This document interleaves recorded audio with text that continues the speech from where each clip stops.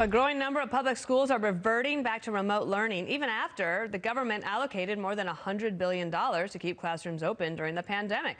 Jillian Turner has more from Washington. Hi, Jillian. Hi, Dana. So public schools have taken over $130 billion in all from the government. That is money intended to keep them open, running, and serving students during the pandemic. But a whole lot of those schools are once again shuttered anyway. So let's dig into some of the numbers.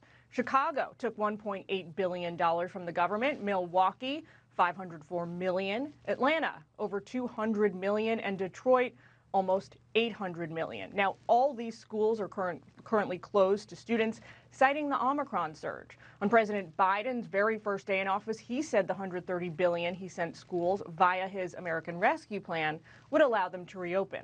So not only are lots of recipient schools shutting down, again, a Daily Wire investigation finds they've also been, quote, reallocating hundreds of millions of dollars of that money. For example, Milwaukee earmarked $24 million for progressive causes, including anti-racism and bias professional development. California earmarked $1.5 billion for pet projects, including restorative practices and implicit bias training. Now, the White House insists they're totally fine with all of this. Take a listen. We did distribute that money out to states. As he noted yesterday, some have spent it, others have not spent it. They've spent it in different ways. Different schools made different decisions. The nation's most powerful teachers union is defending the closures this way. Randy Weingarten tweeting, until the surge, virtually all public schools were open for in-person learning. We got it right for most of this current school year. Now, with these closures come not just the loss of in-person learning, Dana, but access for tens of millions of students to really important federal programs like school breakfasts, lunch, and after-school learning. Dana? And don't forget recess. And recess. I love recess. Very important. All right, Jillian, thank you.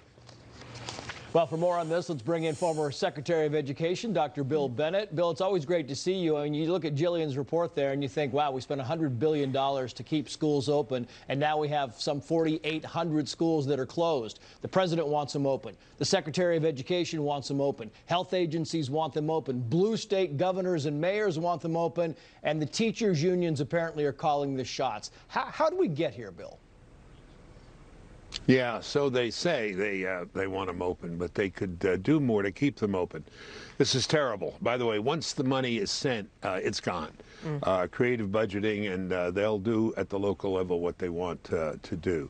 The mistake is sending that large amount of money. But look, this is a disaster for parents and children. Chicago, those parents heard about it at 11 o'clock at night. We have been for the last 2 years in COVID. And with COVID, we have thought about the protection of people and masks and so on, so on. And the last people on the list we've cared about are the kids. And the kids are way behind academically. We know they're way behind socially. We know about the problems that children are having. So this is terrible. If they really care, mayors and governors and president, they can do something about it. Take the Chicago Public Schools, Trace. Those teachers can be fired. There's a head of the Chicago Public Schools, and as I understand Illinois law, that head of the CPS, Chicago Public Schools, can fire those teachers. Mayor Lightfoot has said they're going to, cut their salaries down, and they'll be missing a day's salary for every day they're off. But I don't think that's sufficient action. I think this is a real strike against, and it is a strike against parents and children. They ought to pay for it. Tom Bevan is the at Real Clear Politics. I believe he's still in Chicago. If not, he had been. He said, fire them all, hire subs, have qualified parents step in, whatever it takes to make them pay for continuing to harm kids. I thought, last night on the 5, I mentioned that if I were President Biden, I would have given my speech this morning in Statuary Hall, then got on a plane and flown to Chicago to stand with Mayor Lori Lightfoot and said, this matters.